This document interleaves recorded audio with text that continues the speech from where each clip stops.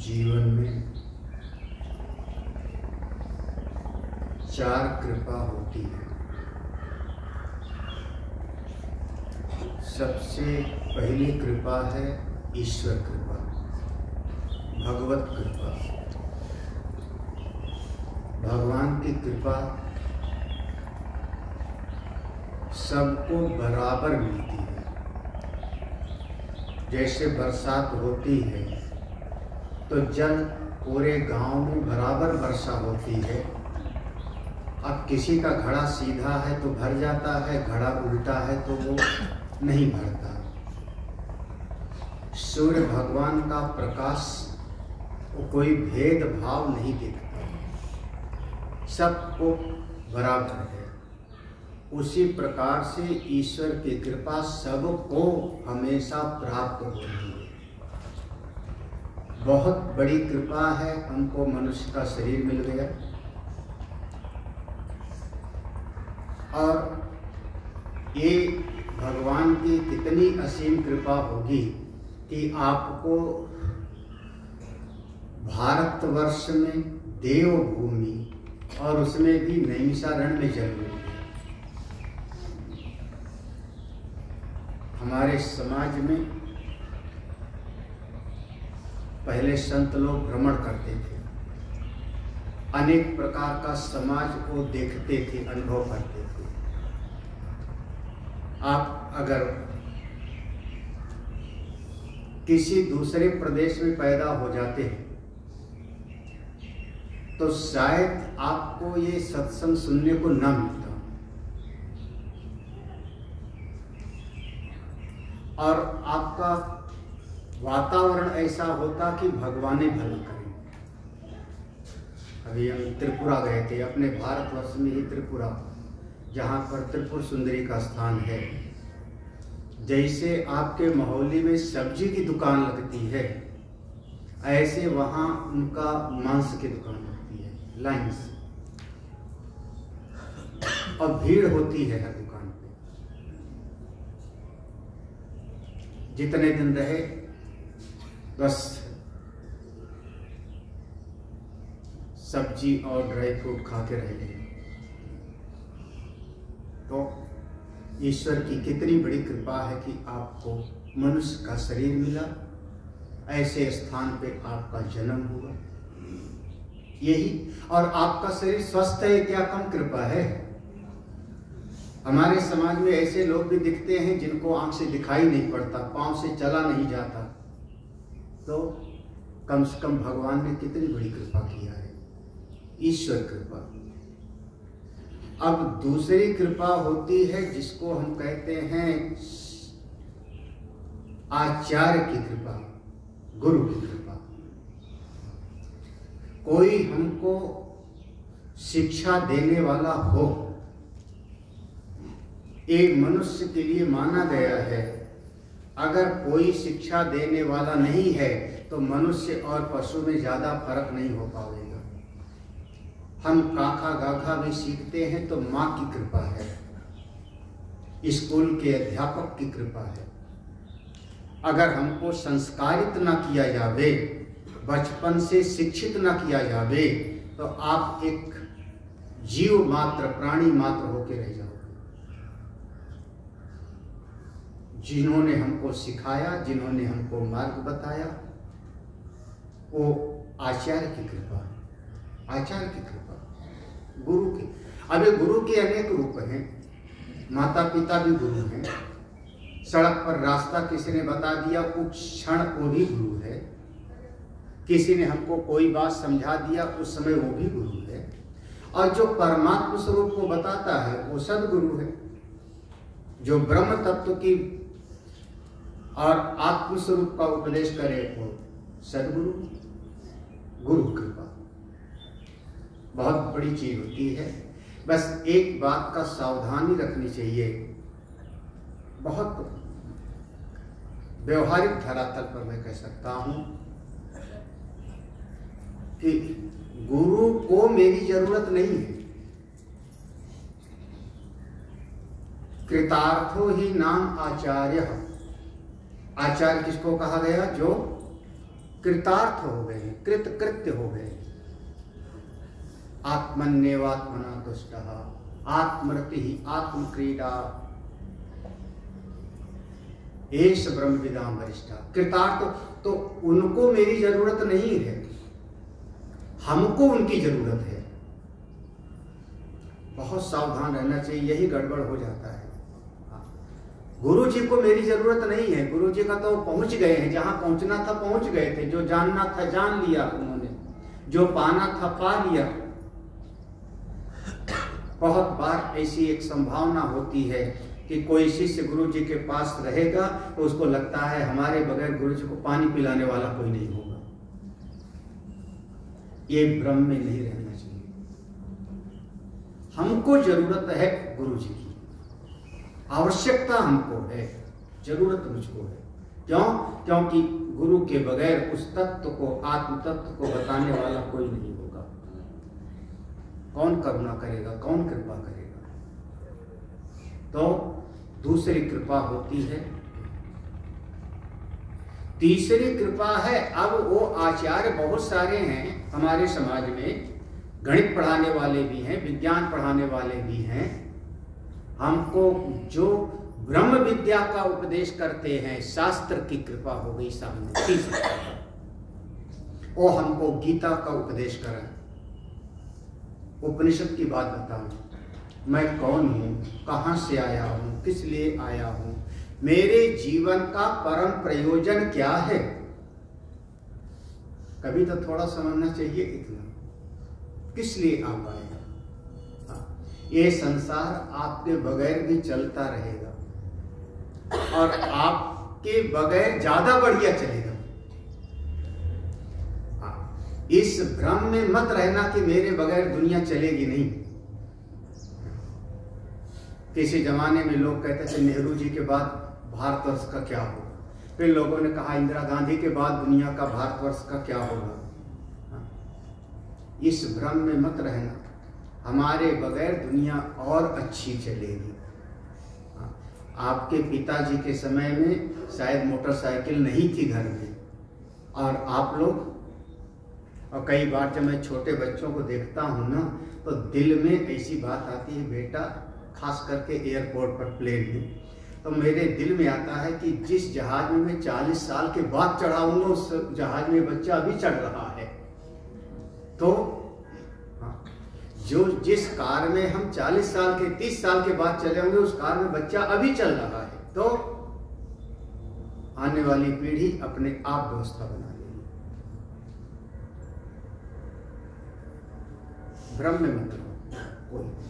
आचार्य हमको शास्त्र की कृपा बताते हैं। तीसरी कृपा है ईश्वर कृपा, आचार्य की कृपा, गुरु कृपा, तीसरी शास्त्र की कृपा। अब शास्त्र हम पर ऐसी करुणा करें कि उनकी बात हमको समझ में आ जाए। शास्त्र माने अब वो भूगोल नहीं, राजनीति शास्त्र नहीं, ऐसे राजनीति शास्त्र बोलते हैं शायद, समाज शास्त्र, शास्त्र वहां भी शब्द प्रयोग करते हैं। वो शास्त्र नहीं, वो एक विद्या है, वो एक जीवन यापन की विद्या है, समाज के जीवन को ठीक तरीके से चलाने की विद्या है।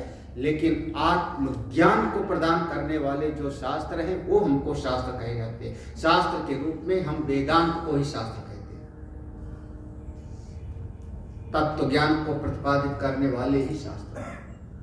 शास्त्र की कृपा हो, ये हमको अपने भाव को व्यक्त करें। और चौथी कृपा होती है फिर, वो बड़ी विचित्र है, आपकी स्वयं अपने ऊपर कृपा करो। आत्म कृपा, आत्म कृपा माने आप स्वयं अपने ऊपर करुणा करो, अपने ऊपर खुद कृपा करो। अरे मन, थोड़ा सा आत्मा के बारे में विचार कर लो। अरे मन, मेरे मन, ये संसार के राग द्वेष से हट के विचार कर लो। ये मन ऐसा एक जाल बुनता है, अपने जाल बुन करके खुद दुखी होता है।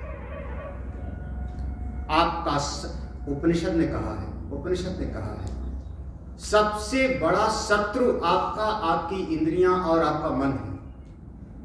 कठोपनिषद। यस्तु विज्ञानवान भवति समनस्का सदा शुचिः, और यस्तु अविज्ञानवान भवति अमनस्का सदा शुचिः। बस अगर आपकी इंद्रियां आपके बस में नहीं है, आपका मन आपके बस में नहीं है, तो आप स्वयं अपने दुश्मन हो, आप स्वयं अपने शत्रु। कोई दूसरा आपका शत्रु नहीं है। अपने ऊपर अपनी कृपा करो, श्रेष्ठ मार्ग पर चलो। और एक बार श्रेष्ठ मार्ग पर चल गए तो शास्त्र कहता है कार्यम साधयामि देहम पतयिष्यामि वा, मार्ग छोड़ूंगा नहीं, मार्ग छोड़ूंगा नहीं। सबसे मैं सीधा कहता हूं, हमारे महात्माओं की अपनी दृष्टि है। हम लोग उस पर ज्यादा ध्यान देते हैं जो गिरता है, ठीक है, भटकता है, लेकिन मार्ग नहीं छोड़ता। जो मार्ग छोड़ देता है अध्यात्म का, उससे गया गुजरा फिर और कोई नहीं है। जब एक बार मेरी बुद्धि में बात समझने के श्रेष्ठतम मार्ग है, इससे श्रेष्ठ और कोई मार्ग नहीं है, फिर ठीक है, घोड़े पर सवार होने वाला कभी गिरता है, रणभूमि में कभी कोई जीतता है, कभी कोई हारता है, लेकिन हम इस मार्ग को नहीं छोड़ेंगे। ऐसी निष्ठा बनी रहे तो कभी न कभी वो पहुंच ही जाता है। और जो इस मार्ग को ही छोड़ दे, उससे ज्यादा दया का पात्र और कोई नहीं। फिर उससे ज्यादा दया, क्योंकि या तो आप कह दो कि मैं सिद्ध हो गया, या तो आपके जीवन का, हमारी पहचान वही है, तरत शोकम आत्मविद्या है ना, तरत शोकम, ये आपका एक पहचान है। तत्र को मोहा का शोका एकत्व मन पश्यता, आपके जीवन का शोक मोह चला गया, ये पहचान है। अगर यहां पहुंच गए तो छोड़ दो, कोई बात नहीं, और नहीं पहुंचे और बीच में छोड़ दिया तो आप तो जिसके लिए चले थे वहां से आप अटक गए। अब फिर एक दूसरा शब्द कहा जाता है, धोबी का कुत्ता न घर का और न घाट का, न इधर के रहे न उधर के रहे। अपने ऊपर अपनी कृपा, ये चार कृपाएं मानी जाती हैं। ध्यान रखना, ईश्वर की कृपा आप सब पर है बराबर, आचार्य की कृपा बिल्कुल है, उसमें कोई कमी नहीं है। एक आचार्य के पास 10 शिष्य आते हैं, 10 को प्रेम से पढ़ाना चाहते हैं, जो जिस स्तर का है। शास्त्र की कृपा हमको उपलब्ध है, कमी है तो अब अपने ऊपर अपनी कृपा करो। चौथी कृपा आत्म कृपा। अब अगर कोई ऐसा साधक है कि उसके भीतर एक इच्छा हो गई, नहीं मैं तो अपनी आत्मा का ज्ञान प्राप्त करूंगा, उस लक्ष्य को प्राप्त करूंगा जहां पर पहुंच करके शोक मोह की निवृत्ति हो जाए, तो उपाय क्या है? तो जगत गुरु भगवान शंकराचार्य जी ने 5 श्लोक लिखे, 5 श्लोक, और 5 श्लोक लिख करके इसका नाम रख दिया साधना पंचकम। 5 श्लोक है तो पंचकम, 6 श्लोक जिसमें होता है उसको कहते हैं षटकम। नमामि ईशमीशान, हाँ, वो उसमें कितने श्लोक हैं? 8 श्लोक हैं तो रुद्राष्टकम, रुद्राष्टकम। 8 श्लोक हैं तो अष्टक, 6 हैं तो षष्टक, 5 हैं तो 5 श्लोक हैं। 5 श्लोक में हर एक श्लोक में 8 सीढ़ी बनाई। पहले श्लोक में 8 सीढ़ी है, दूसरे श्लोक में 8 सीढ़ी है। एक सीढ़ी पर चढ़ लो, फिर दूसरी पर चढ़ो, फिर तीसरी पर चढ़ो, फिर चौथी पर चढ़ो, फिर 5वीं पर चढ़ो। और अगर आप ठीक प्रकार से इसके बताए अनुसार अपना साधन करते रहे तो एक समय पर आप वहां पर पहुंच जाओगे जहां पहुंचना था, छत पर पहुंच जाओगे। कभी गिनिए हमारे मंदिर में कितनी सीढ़ी है? धर्मेंद्र, तुम लोग दिन भर में 10 बार चढ़ते उतरते हो, कितनी सीढ़ी है गिन के? अब बताओगे तो बात की बात नहीं मानेंगे। हम चढ़ते हैं, हमको उसकी गिनती हम ध्यान ही नहीं दिए। घर पे चढ़ते हो, आपको घर की सीढ़ी का ध्यान नहीं है। अगर मैं पूछूं आपके घर में कितनी सीढ़ी है, कितने पायदान है, तो आप कहोगे बस सीढ़ी से चढ़ जाते हैं रोज। कितनी सीढ़ी चढ़ के जाती है कविता? ऊपरे वाले कमरे में जाती है। कितनी सीढ़ी चढ़ते? तुम्हारे घर की कितनी सीढ़ी है? 17। वो जो बगल में 17 गिना है, मैं गिनूंगा। अगर एक भी कम ज्यादा निकला तो खैर नहीं। अब मानो चाहे ना मानो, अभी जाके फिर पूरा गिनोगी। तो इसमें एक श्लोक में 8 सीढ़ी बनाई है। 5 श्लोक हैं तो कुल हो गए 40 पायदान। तो ये है साधना पंचकम, और लिखा हुआ है भगवान जगत गुरु शंकराचार्य जी का। अच्छा, आप लोगों को मिल गया है? छोटा सा है। पहले के समय में ऐसे ही शास्त्र होते थे, बिल्कुल कम को ताड़पत्र पर, भोजपत्र पर ऐसे लिखे जाते थे, शुद्ध रूप में। ज्यादा विस्तार नहीं किया जाता था, क्योंकि उस समय उतना साधन नहीं था, कागज स्याही नहीं था, हाथ से लिखा जाता था। तो कम शब्दों में बहुत ज्यादा कह देना, ये हमारा पुरानी परंपरा थी। इसका नाम था सूत्र की शैली। और बड़े बड़े सारे ग्रंथ सूत्र में हैं, बड़े बड़े सारे ग्रंथ। न्याय दर्शन, योग दर्शन, मीमांसा दर्शन, ब्रह्म सूत्र, नारद भक्त सूत्र, सांडिल भक्त सूत्र, बड़े बड़े सारे ग्रंथ सूत्र में। कम शब्दों में ज्यादा लिख देना, ज्यादा। इसका नाम साधना पंचकम। इसके रचयिता जगत गुरु भगवान शंकर। ठीक है, अब देखो पहला श्लोक, क्योंकि हमको हमारे पास 4 दिन है और ये पूरा समझना है, तो पहला श्लोक पढ़ते हैं। एक छंद थोड़ा सा बड़ा वाला है। भेदो नित्यमधीयतां तदुदितं कर्म स्वानुष्ठीयताम्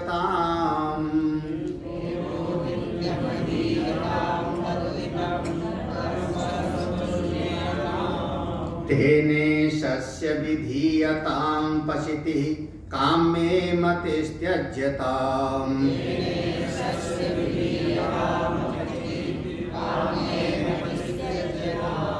पापौघा परिधूयतां भवसुखे दोषानुसन्धीयताम्।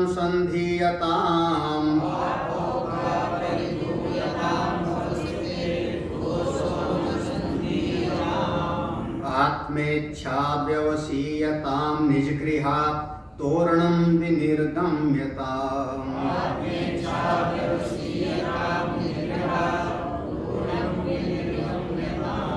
पहला शब्द है वेद। देखो पहला शब्द यहां से समझिए। वेद श्रुति का नाम लेना भी मंगलाचरण है। वेद शब्द सबसे बड़ा बल माना जाता है हम लोगों का। हम लोगों का सबसे ईश्वर को हमने देखा नहीं, मान ईश्वर दृश्य नहीं होते, ईश्वर दृश्य नहीं होते। जो दृश्य होगा अल्प होगा। यद दृश्यम तद अल्पम मर्त्यम दुखात्मकम। उनकी कृपा है, लेकिन सबसे बड़ा बल होता है शास्त्र का बल और आचार्य का बल। ये सबसे बड़ा बल। श्रुति भगवती मेरी रक्षा करेंगी, ऐसा कवि कुमारी भट्ट ने कहा था। वेद हमारी रक्षा करेंगे।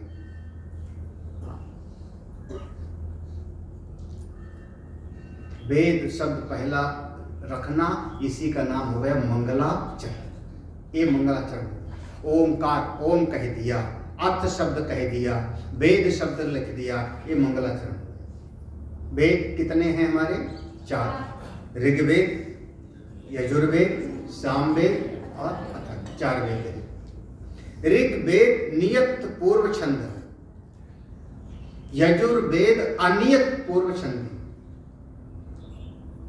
सामवेद गायन प्रधान है और अथर्ववेद अनेक प्रकार की कामनाओं की पूर्ति का वर्णन है। 4 वेद, ऋग्वेद, यजुर्वेद, सामवेद, ये 4 वेद। वेद शब्द की 4 परिभाषा होती है, ये चाहो तो ध्यान रखना। एक धातु है बिदली, उसमें प्रत्यय लगता है तो इसके 4 अर्थ निकलता है। पहला अर्थ है विद विचारणे, विद विचारणे। इसी से जो है, जैसे आप एक धातु होती है पठ, पठ धातु से कितने शब्द बनेंगे? पठति, पठता, पठन्ति। देखो एक लकार में 9 बन जाएगा, फिर 5 लकार आपके आत्मनेपद में होता है। कौन है संस्कृत का पढ़ा लिखा कोई? फिर 5 लकार उसका परस्मय पद में हो जाएगा, परस्मय पद में आत्मनेपद में 5 लकार हो जाएगा, 10 लकार हो जाएगा। और फिर 10 लकार में एक लट लकार में कितना 9 अक्षर बनेगा, तो 10 नौइयां कितना बन जाएगा? 90। और उसमें कृदंत लगेगा तो और बढ़ जाएंगे। एक धातु से सैकड़ों शब्द बन जाते हैं। वैसे ही यहाँ पर एक शब्द है विद, उससे एक अर्थ होता है विचारिणे। विचार करो, चिंतन करो, मानो हो तो विचार करो, मनुष्य हो तो विचार करो, पशु मैं नहीं हूं।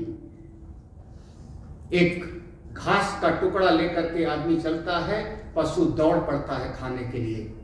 उसको इतनी समझ नहीं है कि घास दिखा रहा है, बाद में गले में रस्सी डालेगा, इतना ख्याल नहीं है। आप मनुष्य हो तो इतना विचार करो कि सामने वाला अगर लालच दे रहा है तो लालच दे के उसको बंधन में नहीं डालेगा। विचार करो। वेद भगवान विचार की प्रक्रिया को बताते हैं, कैसे विचार करना है आपको। अपनी मर्जी से विचार मत करो। अपनी मर्जी से विचार करोगे तो आप तो उलझ जाओगे। अपनी मर्जी से विचार करता है डिप्रेशन का शिकार आदमी भी, और साधग्रस्त आदमी में तरह तरह के निगेटिव थॉट से विचार करता है। शास्त्र कहता है मेरे हिसाब से विचार करोगे बेड़ा पार हो जाओगे। कैसे? तो एक विभाग है अपने आप का चिंतन करो, प्रमाता शोधन विभाग, और दूसरा है प्रमेय शोधन विभाग। वेद में 2 विभाग करते हैं।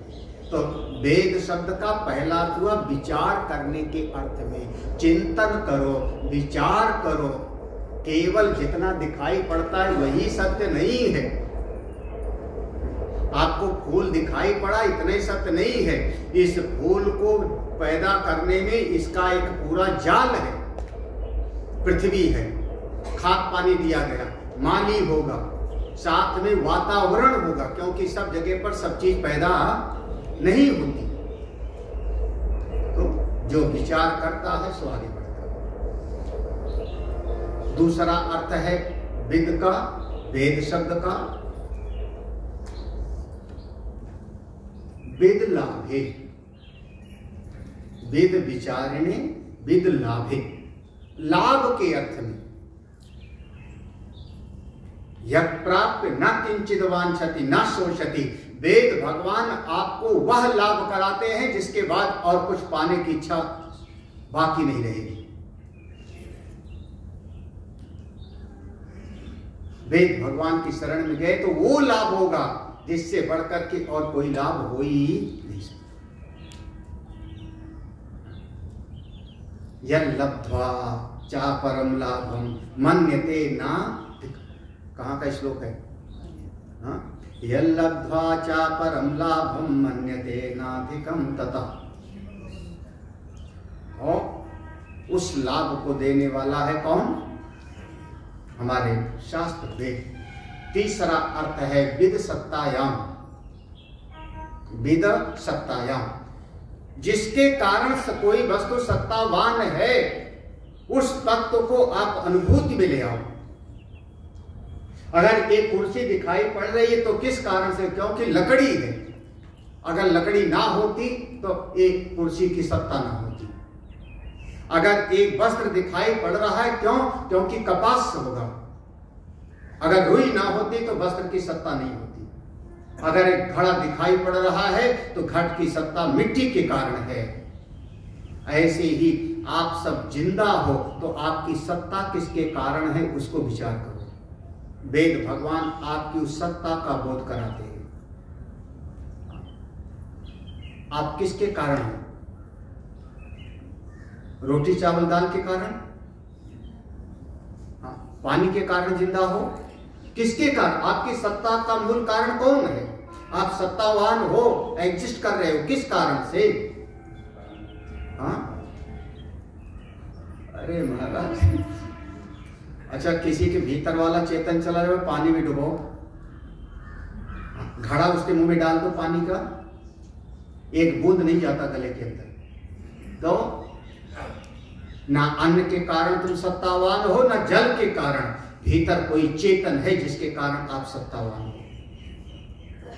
उस चेतन को समझो। विद सत्तायाम। चौथा, अब जो प्रसिद्ध है विद ज्ञाने।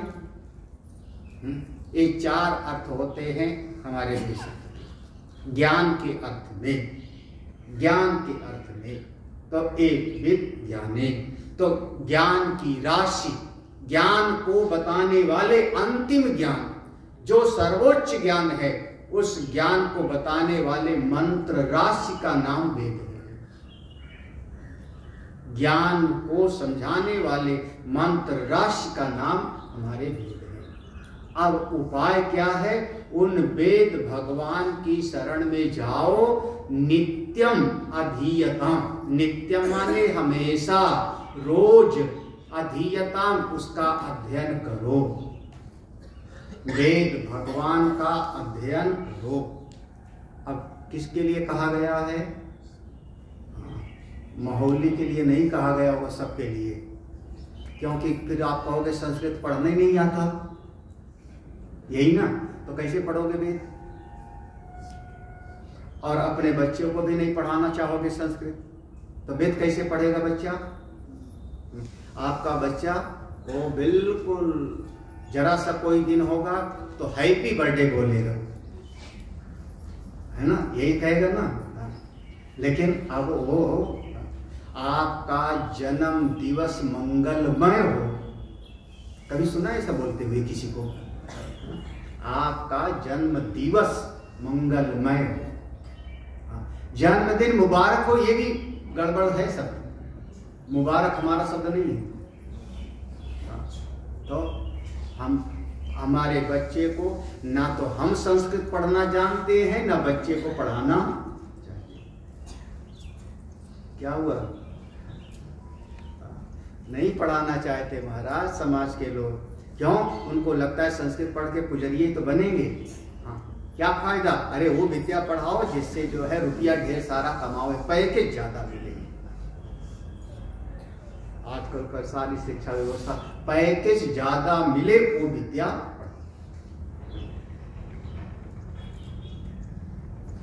उसका भी कोई ओर छोर नहीं है।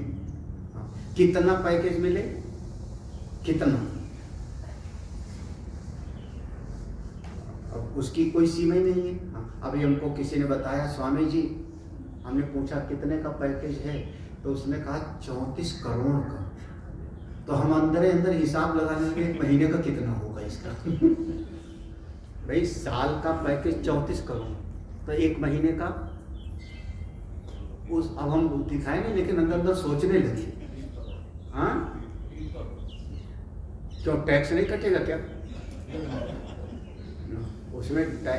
34 करोड़ में से 10 करोड़ तो टैक्स भी जाएगा, 7-8 करोड़,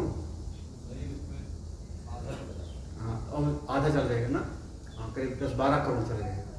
अब जो भी है, लेकिन मैं अपने अंदर अंदर हिसाब लगाने, इसको एक महीने का तनख्वाह कितनी होगी, एक महीने के कितना होगा, फिर अंदर लगाया कि एक दिन का कितना होगा इसका। तो हमको आज के समय में वो विद्या हम पढ़ाने में रुचि रखते हैं जिससे पैसा ज्यादा, सुखी होवेगा ये कोई गारंटी नहीं है, पैसा भरा होवेगा सुखी होगा कि नहीं होगा इसकी कोई गारंटी नहीं है, लेकिन पैसा ज्यादा। शास्त्र ने कहा वेदो नित्यम अधिक। अब अगर आप आत्मज्ञान चाहते हो, ब्रह्म विद्या चाहते हो, तो वेद भगवान का नित्य अध्ययन करो। कैसे करोगे? अब कैसे करोगे? क्योंकि जनेऊ तो पहनते ही नहीं। आप जब जनेऊ नहीं पहनते हो तो आप वेद भगवान को अध्ययन करने के अधिकारी नहीं हो, बिना टिकट के ट्रेन में बैठ गए आप। अगर यज्ञोपवीत धारण नहीं करते हो तो आप बिना टिकट के ट्रेन में बैठ गए। तो चलोगे तो ट्रेन चलेगी तो तुम भी चलोगे, लेकिन डरे डरे रहोगे, हर काला कोट वाला आपको टिटिए दिखेगा। तो वेदो नित्य, पहली सीढ़ी हो गई शास्त्र का। अब चलो आपको वेद नहीं तो रामायण पढ़ते रहो, रामायण तो पढ़ ही सकते हो सब लोग, है ना, रामायण का रोज पाठ करते रहो। हिंदी वाला जो है गीता का हिंदी अनुवाद पढ़ लो, लेकिन शास्त्र का स्वाध्याय करते रहो। एक छोटा सा अंतर आपको बता देते हैं, आजकल ये जो कान में ईयरफोन लगा के प्रवचन सुनते रहते हैं, है ना, तो उसमें आप जो प्रवचन सुनते रहते हो उसके साथ में कोई और कार्य भी आप कर सकते हो। रसोई का कोई काम भी कर रहे हो और कान में प्रवचन की आवाज आ रही, तो आपका चित्त दो जगह पर जा रहा है। लेकिन अगर गीता लेके आप बैठ गए पढ़ने के लिए, रामायण लेके पढ़ने के लिए बैठ गए, आप दो काम एक साथ करके दिखाओ, अब दो काम नहीं कर पाओगे, तो आपका चित्त एक जगह पर एकाग्र हो जाता है। तो वो स्वाध्याय की बहुत बड़ी कीमत है, स्वाध्याय से आगे बढ़ेगा। और ये जो कान में लगा के सुनने वाला, उससे आगे बढ़ने वाला, क्योंकि आप कान में लगा के प्रवचन भी सुनते रहोगे और चाय भी थोड़ा बहुत। वैसे फिलहाल मेरा वाला प्रवचन सुन लेना यूट्यूब पर कभी कभी, वो सुन लो, लेकिन सुनने का तरीका भी है कि जब सुनो तो पूरा घंटे बैठ जाओ, फिर और काम कर, क्योंकि काम भी करते रहोगे सुनते रहोगे तो आपका चित्त दो जगह पर जाओगे, उससे नहीं होगा। और स्वाध्याय में चित्त एकाग्र हो जाता है, इसलिए स्वाध्याय की कीमत है। अभी भी हमारे पास जो है टैबलेट है, उसमें सारे शास्त्र हैं हमारे, उसमें चारों वेद होगा, 6 पुराण दर्शन सब होगा, लेकिन उसमें अगर एक पेज पे खोल के देखना है तो उसके उंगली से घुमाते रहो, आया है नहीं, पेज आया कि नहीं आया। हाँ? और अगर मान लो हमको किसी लाइन पर टिक करना हो तो कैसे करेंगे? फिर अभी भी हमको ग्रंथ की जरूरत पड़ती है, हमारे पास में ग्रंथ चाहिए। आपके पास में वो भले आपके इलेक्ट्रॉनिक मीडिया वाला भरा होवे, मौके पर वो काम नहीं देगा, मौके पर काम नहीं देगा। हमको ये वाला चाहिए, इसमें हम पेंसिल से अंडरलाइन भी कर लिए, कोई बात आई तो लिख भी लिए, हमको ये वाला चाहिए। ठीक है, स्वाध्याय की बड़ी कीमत है, ग्रंथ की बड़ी कीमत है। और बचपन में जो बच्चा है, बचपन में समझदारी कम होती है, याद करने की सामर्थ्य ज्यादा होती है। छोटे बच्चों में तुम लोग तो देखते हो, छोटे बच्चों को पढ़ाओ याद कर लेगा, बच्चा याद कर सकता है, याद कर लेगा फटाफट। समझदारी नहीं होती, इसका क्या मतलब हुआ उसको नहीं पता। बड़े बुजुर्ग लोगों में समझदारी होती है लेकिन याद नहीं रहता। देखो कितना विरोधाभास है। अब आप में समझदारी है, याद नहीं रहेगा, और बच्चे को आप एक श्लोक कंठस्थ कराओ, वो याद कर लेगा, 2 घंटे में याद करके सुना देगा, उसका मतलब नहीं समझता। तो बचपन से एक वेदों का स्वाध्याय करते करते हम कंठस्थ करा देते थे पहले। ये हमारी वैदिक पाठशाला का तरीका था कि वेद को हम कंठस्थ कराते थे। कितने अध्याय याद है आदेश को? पूरा याद है? पूरा 40। शुक्ल यजुर्वेद के 40 अध्याय याद है। बताओ, शुक्ल यजुर्वेद का पूरे 40 अध्याय का संहिता भाग पूरा शुक्ल यजुर्वेद का पूरा याद है। ये लखनऊ से पढ़ के जो है फिर बहुत बड़ा पंडित जी बन गए। लेकिन हम लोग जो है जो पढ़ते हैं ना, हमारी शाखा अलग है। उसमें जब पढ़ते हैं तो अंधम तमा प्रविशन्ति ये विद्याम उपासते ततो भूय एवते तमः यावु विद्याया गुम्रताः। इसको पहले पढ़ेंगे। और इन लोगों के यहाँ पर अंधम तमा प्रविशन्ति ये संभूतिम उपासते ततो भूय एवते तमः यावु संभूत्या गुम्रता। और विद्या विद्या वाला बाद में आएगा। कौन सी शाखा का है? कौन सी शाखा का है? पहले वाला और दूसरे वाला शाखा कौन सी है?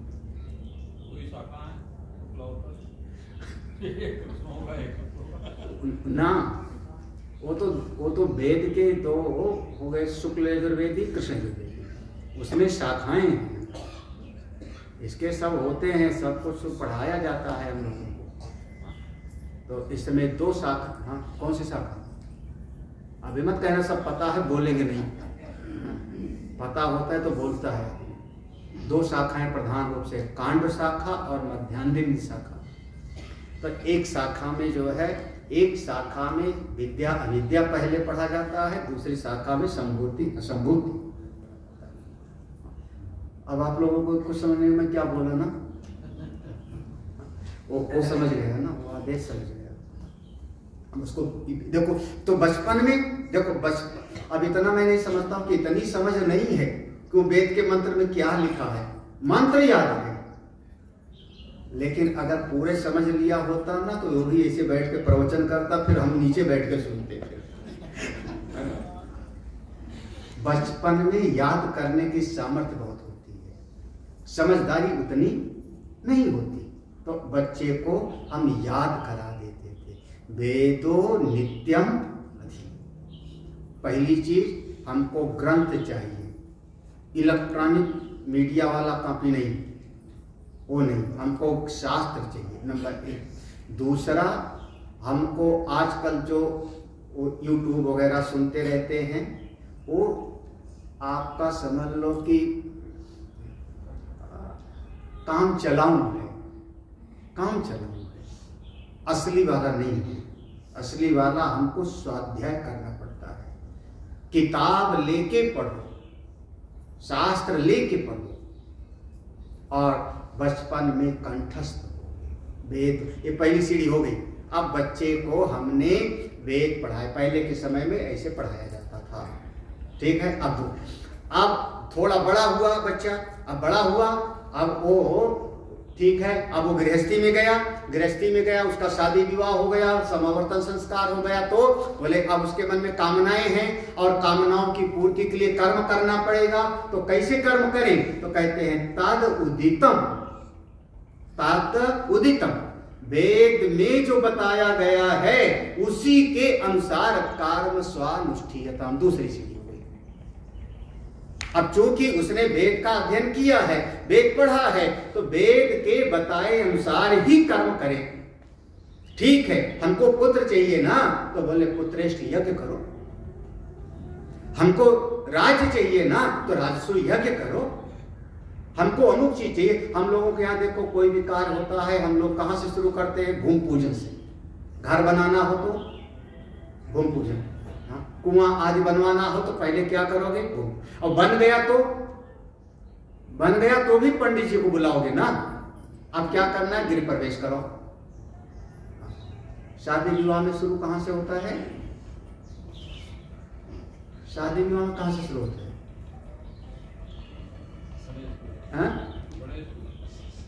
नहीं, गणेश पूजा से तो उस दिन जब पूजा करने बैठ गए। अरे शादी विवाह में शुरू हुआ जन्म पत्री मिलाने से, नहीं हुआ? जन्म पत्री मिलाने से नहीं शुरू हुआ। और जन्म पत्री नहीं भी है तो पंडित जी से मुहूर्त निकलवाओ शादी का। देखो, पंडित वहीं से शुरू होगा। फिर बीच में दूसरा कर्मकांड, तीसरा कर्मकांड। और महाराज, ये शादी के दिन ये लड़का लड़की सोचते हैं बड़े खुश हैं, उनकी तो लेफ्ट राइट बजती रहती है। अब यहाँ पर ये है, ये कर्मकांड है, फिर ये कर्मकांड है, फिर ये कर्मकांड है, फिर वो देवता को पूजना जाना है, फिर अमुक देवता का देवी को पूजना है। विचारों का सारा रात्रि जो है चक्कर घिन्नी जैसे। और उसमें पता नहीं, फिर कैमरा वाला इधर देखो, उधर देखो, माला इसे पकड़ो, फिर कोई और डांस करने वाला। उसमें कहा, अरे हमको तो बढ़िया लगता है कि सो जाओ बढ़िया। तो देखो, ब्राह्मण से शुरू हुआ कर्म से, हमारे यहाँ का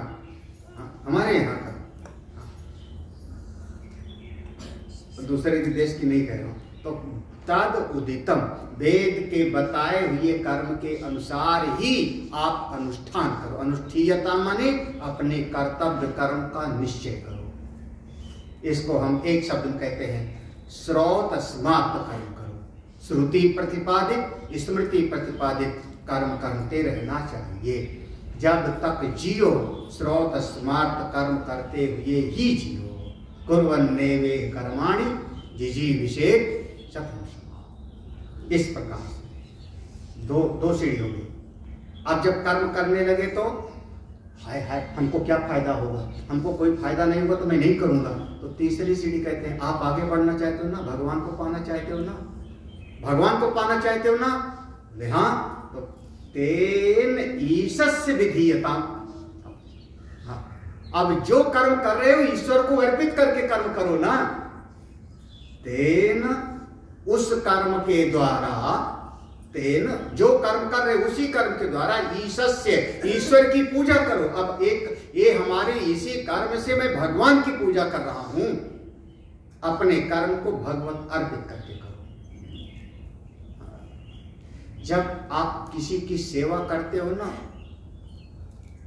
अपने आप जो स्वामी होता है वो अपने आप आपका ध्यान रखता है।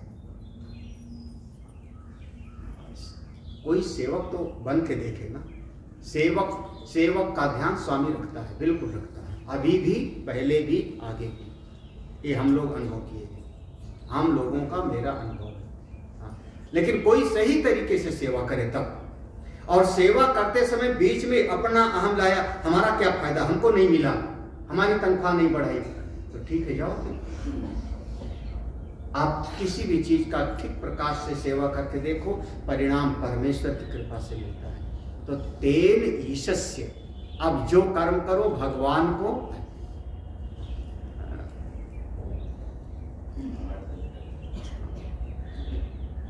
जैसे हम इतना कहें, आप आश्रम में आए, मंदिर पे आए, मंदिर में आपने झाड़ू लगाना शुरू किया, आप क्या कहते हैं? भगवान की सेवा है।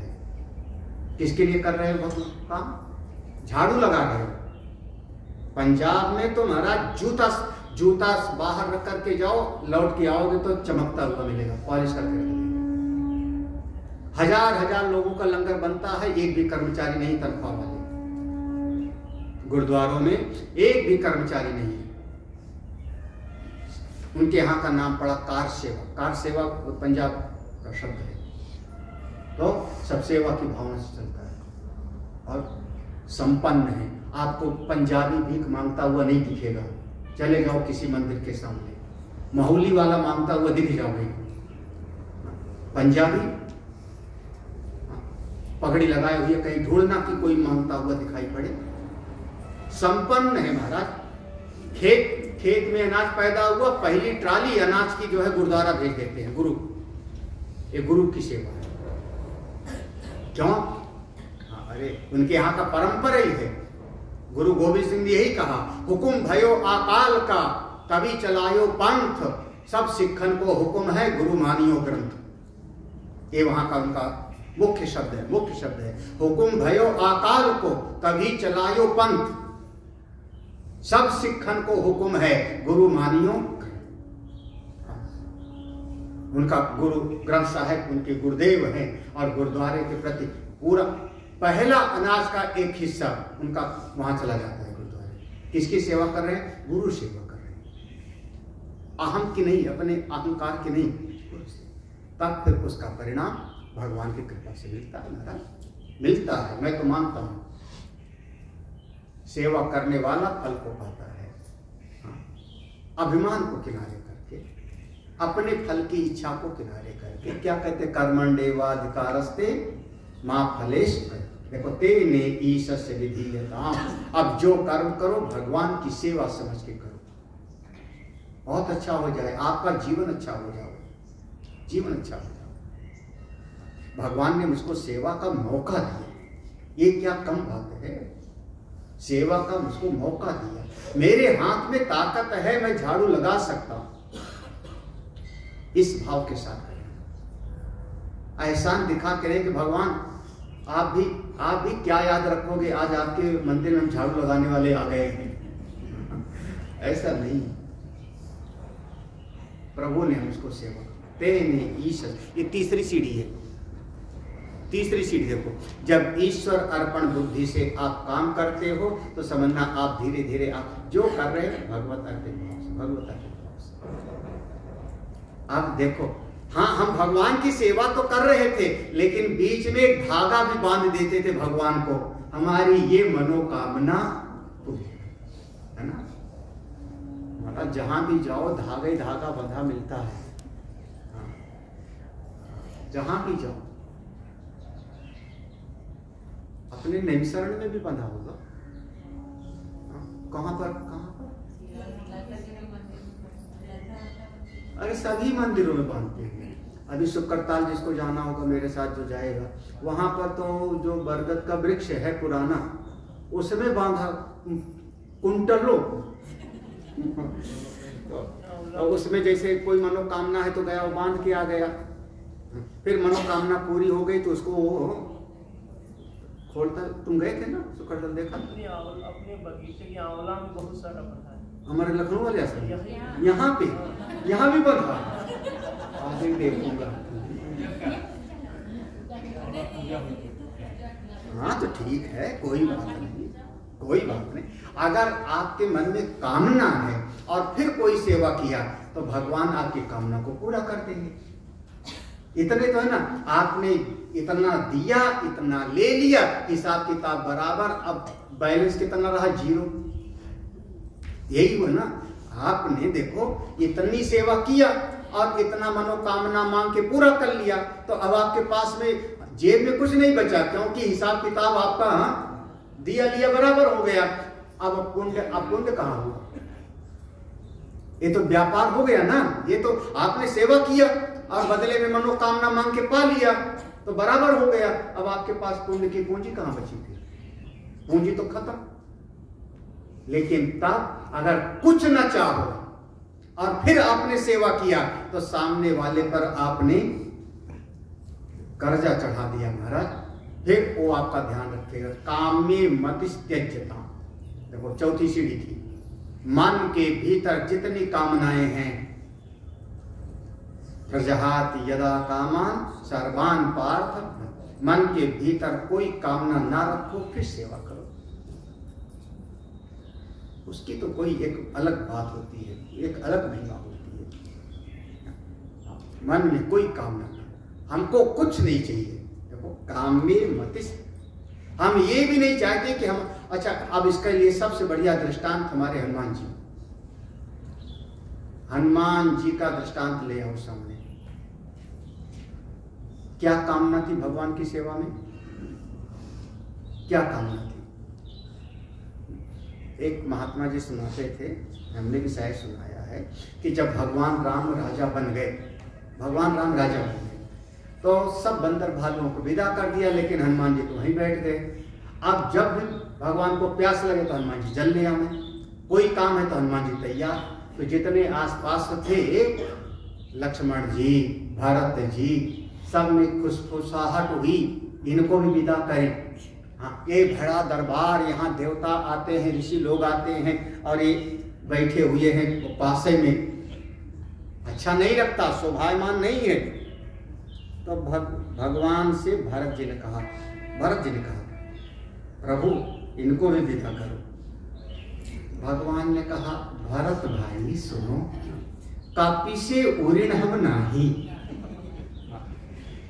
सुनो भरत, देखो ऐसा है ना कि जैसे हमने कर्जा लिया है किसी से, हमने किसी से 10,000 कर्जा लिया है, और कर्जा लिया है उसने 10 बार मांगा है, हमने चुकाया नहीं, तो एक दिन उसने लुटिया डोर लेकर के आया, मेरे दरवाजे पे बैठ गया, मेरा पैसा दो नहीं तो मैं यहीं बैठा हूं। अब उसको कैसे भगाओगे तुम? वो तो अपना कर्जा मांग रहा है ना, उसको भगा के दिखाओ तो कहता है हमको पैसा दे दो, मैं जाने के लिए तैयार हूं, और नहीं दोगे तो यहीं बैठा रहूंगा तुम्हारे दरवाजे पर। तो आप उसको भगा नहीं सकते हो, क्योंकि आपने उसका कर्जा लिया है। बल्कि खुद ही चुपके से पिछले दरवाजे से भाग सकते हो। हम जा रहे हैं।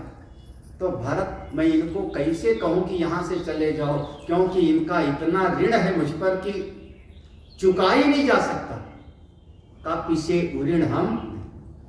तो भगवान ने भरत जी की तरफ कहा, तुम ही कह दो ना कि जाऊं, तुम ही कह दो कि जाऊं। तो भरत जी ने कहा, मैं कैसे कह दूं कि जाऊं? मैं तो नंदीग्राम में एक दिन चिता उता भी बना रहा था। रहा एक दिन अवधि कर अति आरत पुरलोक, कि अगर एक दिन और बीत गया, भगवान नहीं आएंगे तो मैं चिता लगा के मर जाऊंगा। उसी समय यही हनुमान जी आए थे, हमको सूचना दिए थे। मेरे मन को कितनी शांति मिली थी, और इनकी तो मैंने कुछ बदले में दिए ही नहीं, तो इनको मैं कैसे कहूं? मैं नहीं कह सकता, मैं नहीं कह सकता। तब तक राम जी ने भरत जी से इशारा किया, इनको कह दो जो बाईं तरफ बैठी हैं, इनको कह दो कि विदा कर दो। माँ भगवती की तरफ इशारा किया, आप विदा कर दो इनको।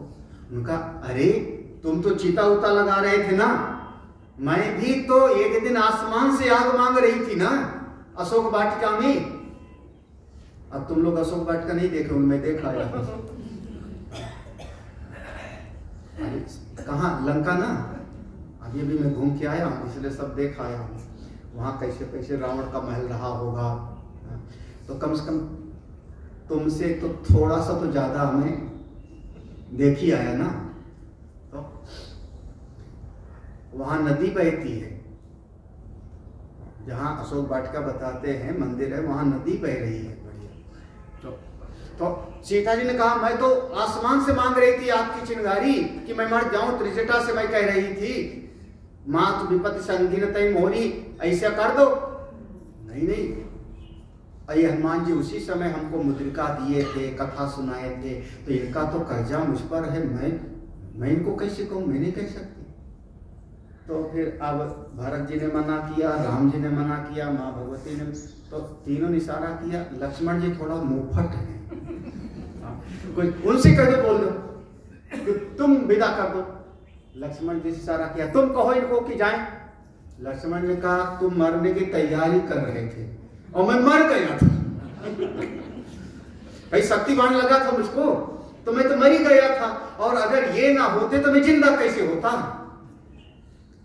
इनका कर्जा तो मुझ पर सबसे ज्यादा है, मैं कैसे इनको कहूं? तो भगवान ने कहा, फिर यही रहेगा तो। आप हनुमान जी की सेवा बताओ, बदले में क्या चाहोगे? इसका परिणाम कि आज राम जी के मंदिर कम हैं और हनुमान जी के मंदिर ज्यादा। तो इसलिए महाराज, काम में मतिष्ठ यज्ञता। अब एक बात और, 5वीं सीढ़ी, पापौघा परिधूयताम, जितना मन के भीतर आपके जीवन में पाप होते हैं, कायिक, वाचिक और मानसिक, ये 3 प्रकार के पाप माने गए हैं। कायिक, वाचिक और मानसिक 3 प्रकार के पाप होते हैं। कायिक पाप का फल कायिक मिलेगा, वाचिक पाप का फल वाचिक मिलता है, मानसिक पाप का फल मानसिक मिलता है। ये बहुत विस्तार में शास्त्र है, मैं बहुत इसको संक्षेप में बताऊं। जैसे आपने शरीर से कोई पाप किया, शरीर से कोई पाप किया तो आपके शरीर में कोई रोग हो जाए, कहीं आप जा रहे थे फिसल के गिर गए, हड्डी आपकी टूट गई, आपको पता भी नहीं क्यों फिसल के गिर, कोई फिसला होगा तो नाराज मत होना, लेकिन कायिक पाप का फल शरीर काय मन शरीर से पाप किया था तो उसका फल शरीर को भोगना पड़ा। आपने वाणी से कोई पाप किया था तो आपको किसी ने गाली दे दिया, आपकी किसी ने बुराई किया, आपकी किसी ने निंदा किया, क्योंकि वाचिक पाप का फल वाचिक मिलेगा। और मानसिक पाप का फल मन के द्वारा पाप किया तो उसका फल फिर आपको मानसिक फल भोगना पड़ेगा। ये 3 प्रकार से, और इसीलिए 3 प्रकार के तप का वर्णन है, कायिक, वाचिक और मानसिक, वही तप हो जाता है। तो जितने मन के पाप हैं परिधूयताम, उनको भैया शुद्ध कर लो, अपने जीवन को आप अच्छा बनाओ। जीवन आपका है, किसी का कुछ बनने बिगड़ने वाला नहीं है, ना भगवान का कुछ नुकसान है, ना गुरु जी का, ना अड़ोसी का, ना पड़ोसी का। आपका जीवन है, चाहे अच्छा बनाओ चाहे बुरा बनाओ। आप अपने जीवन को गंदी नाली में रखते हो तो बदबू वाला होगा, फूलों की घाटी में रखते हो तो सुगंध वाला होगा। आप अपने जीवन के स्वामी स्वयं हो।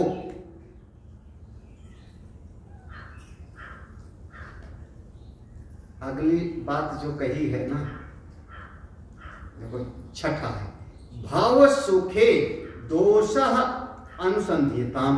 वहां दोषो है लिखा, शाप पे ओ की मात्रा है कि नहीं, दोषो, हाँ ओ होना चाहिए, दोष। भाव सुखे, संसार के सुखों में दोष है, इसमें हमारे में मिसप्रिंट है। तो भाव माने संसार, संसार के सुखों में दोष देखो, दोष माने कमियां देखो। आप संसार की कोई भी चीज आपको मिल जावे, थोड़ी देर के बाद में उसी से अरुचि हो जाती है। आपकी कोई भी इंद्री ज्यादा देर तक कोई सुख नहीं भोग सकती। आपका मन बदल जाएगा, विषय बदल जाएंगे। संसार का सुख क्षणिक है, क्षणिकम, इसलिए महात्मा बुद्ध ने तो कही दिया, सर्वम क्षणिकम क्षणिकम। संसार का सुख टिकता नहीं, न किंचित शाश्वतम, कुछ भी टिकाऊ नहीं। सत्संग भी नहीं टिकता ज्यादा देर तक। तो संसार के सुख को देखो, ये संसार में जहां पर आप सुख को देख रहे हो वो क्षणिकत्व है, बहुत थोड़ी देर के लिए। और न्याय दर्शन में तो संसार के सुख को भी दुख माना गया है। उन्होंने कई प्रकार के दुखों का विभाजन किया, तो संसार के सुख को भी उन्होंने दुख माना है न्याय दर्शन। भाव सुखे दोषो अनुसंधिता। अब क्या करो, आत्म इच्छा व्यवसीयता। अब भीतर एक बहुत पक्की इच्छा बनाओ, मैं तो अपनी आत्मा को जानना चाहता हूं। आत्मेच्छा, आत्मेच्छा आत्मा को जानने की इच्छा, आत्मानम ज्ञातुमिच्छा, अपने स्वरूप को जानने की इच्छा। क्या करो, व्यवसायिताम, इसी को पक्का कर लो। व्यवसायिता माने पक्का कर लो, दृढ़ निश्चय कर लो कि मैं अपने स्वरूप को जानना चाहता हूं।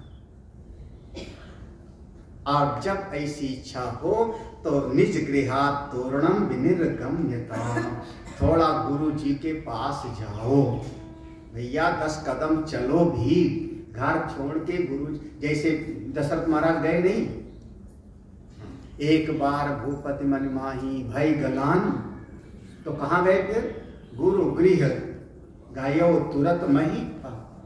तो दशरथ जी गए ना, फिर गुरु जी को बुलाओ मत, ओ कोचिंग वाला टीचर आएगा ना, गुरु जी को बुलाने से फिर काम नहीं चलता। आप गुरु जी के पास जाओ। निज गृहात् पूर्णम, एक 8 सीढ़ी हो गई, समझ लेना। पहले शास्त्रों का स्वाध्याय करो नंबर 1, फिर उसमें बताया हुआ जो कर्म है उसका अनुष्ठान करो।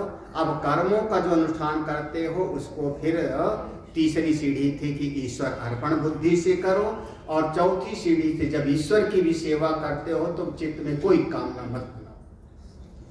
फिर अपने मन से, अपने शरीर से, अपनी वाणी से शुद्ध बन जाओ, पाप को मिटाओ। संसार में अनुभव करके देखो, संसार का सुख ज्यादा देर टिकता नहीं, ज्यादा देर नहीं टिकता। अपनी आत्मा को जानने की इच्छा करो और थोड़ा आश्रम में चल के जाओ। ओम पूर्णमदः पूर्णमिदं पूर्णात् पूर्णमुदच्यते पूर्णस्य पूर्णमादाय पूर्णमेवावशिष्यते। ओम शांति शांति।